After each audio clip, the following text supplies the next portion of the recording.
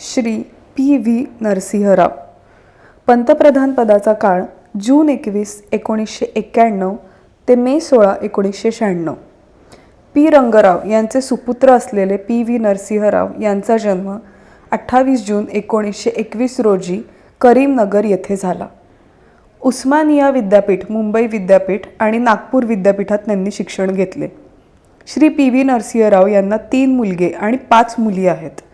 शेतकरी आणि वकील असूनही त्यांनी राजकारणात प्रवेश केला आणि काही महत्त्वाची मंत्रिपदे भूषवली.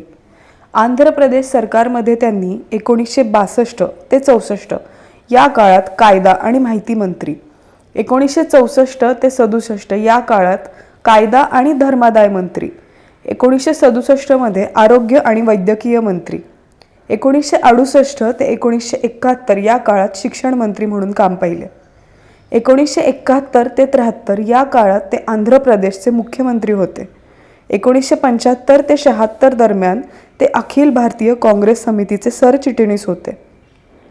1964 ते 1974 या काळात आंध्र प्रदेशच्या तेलुगू अकादमीचे ते अध्यक्ष होते. 1972 पासून ते दक्षिण भारत हिंदी प्रचार सभेचे उपाध्यक्ष होते. 1957 ते 77 या काळात ते आंध्र प्रदेश विधानसभेचे सदस्य, तर 1977 ते 84 दरम्यान लोकसभेचे सदस्य होते. डिसेंबर 1984 मध्ये ते रामटेकमधून 8व्या लोकसभेवर निवडून गेले.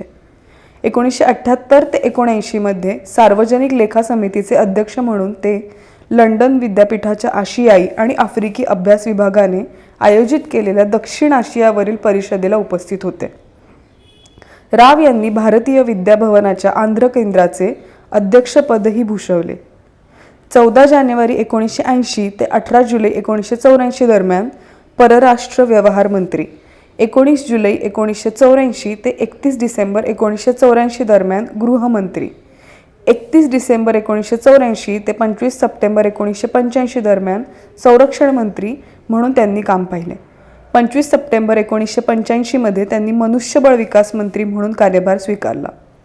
राव यांना संगीत, चित्रपट, नाटक आदी विविध क्षेत्रात स्वारस्य होते. भारतीय तत्त्वज्ञान आणि संस्कृती, काल्पनिक आणि राजकीय लेखन, विविध भाषा शिकणे, तेलुगू आणि हिंदी भाषेत कविता करणे आणि एकूणच साहित्याबाबत त्यांना विशेष रुची होती. प्रकाशन क्षेत्रातही त्यांनी अतुलनीय कामगिरी केली. ज्ञानपीठाने प्रकाशित केलेल्या विश्वनाथ सत्यनारायण यांच्या प्रसिद्ध वेई पडगलू या तेलुगू कादंबरीचा सहस्त्रफन हा हिंदी अनुवाद तसेच केंद्रीय साहित्य अकादमीने प्रकाशित केलेल्या पण लक्षात कोण घेतो या हरिनारायण आपटे यांच्या प्रसिद्ध कादंबरीचे अबला जीवितम हा तेलुगू अनुवाद त्यांनी यशस्वीपणे प्रकाशित केला. मराठीतील अनेक उत्तम साहित्याचा त्यांनी तेलुगू भाषेत तसेच तेलुगू साहित्याचा हिंदी भाषेत अनुवाद केला.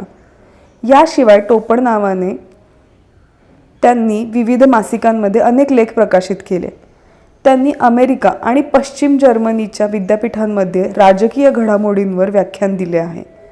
परराष्ट्र मंत्री म्हणून त्यांनी इंग्लंड, पश्चिम जर्मनी, स्वित्झर्लंड, इटली आणि इजिप्त या देशांचा दौरा केला.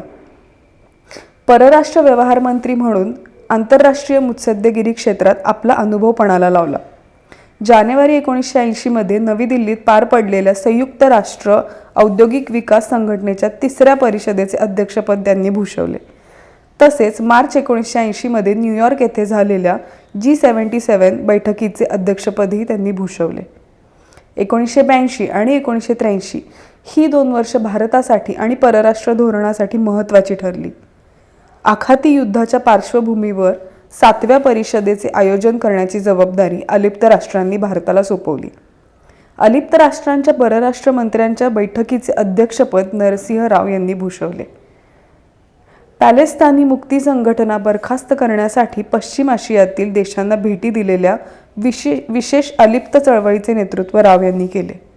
परराष्ट्र व्यवहार मंत्री म्हणून नरसिंहराव यांनी America, Pakistan, Bangladesh, Iran, Vietnam, Tanzania, Guyana आदींच्या संयुक्त आयोगाचे अध्यक्षपद भूषविले. 19 जुलै 1984 मध्ये त्यांनी गृहमंत्री म्हणून पदभार स्वीकारला. 5 नोव्हेंबर 1984 रोजी त्यांनी नियोजन मंत्रालयाचा अतिरिक्त कार्यभार सोपवण्यात आला.